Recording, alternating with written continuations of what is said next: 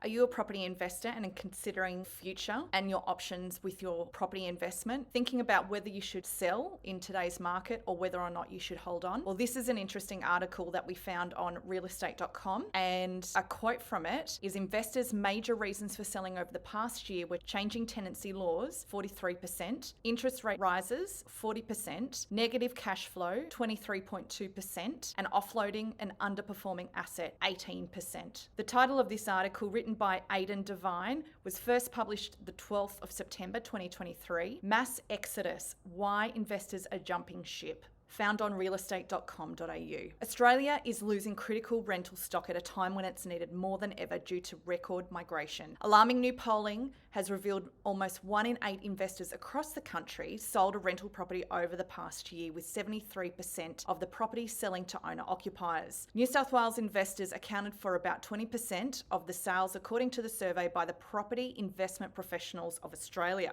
PIPA. PIPA noted the sales resulted in hundreds of thousands of properties being stripped from the rental markets. It followed a high rate of investors' sales over previous years, with earlier PIPA polling showing 16.7% of investors had sold at least one property in the previous 2 years. Common reasons investors sold their properties were rising interest rates, governments threatening to increase taxes or introduce rent freezes, and need to clear debt. PIPA chairman Nicola McDougall described the sales as a mass exodus of private investors from the market. Clearly, this would explain the undersupply of rental properties available for tenants around the nation, she said. Victoria and Queensland had the highest rates of investor sales, which reflected recent proposed rental market reforms, Ms. McDougall said. Those states are leading the charge with restrictive, unfair and inefficient reforms that adversely impact property investors, she said. Victoria and Queensland were considered the least accommodating states for investors by PIPA members, while New South Wales and WA were considered more accommodating for investors. A slight improvement in the appeal of New South Wales reflected how Sydney had weathered the nation's Reserve Bank-led market correction. It's had a relatively short period where prices were reducing, and that would have enamoured some investors, Ms. McDougall said. But it's still a very expensive market, and that would limit the number of investors who could purchase there. Ms. McDougall said it remains clear investors are selling up or avoiding buying due to attacks by governments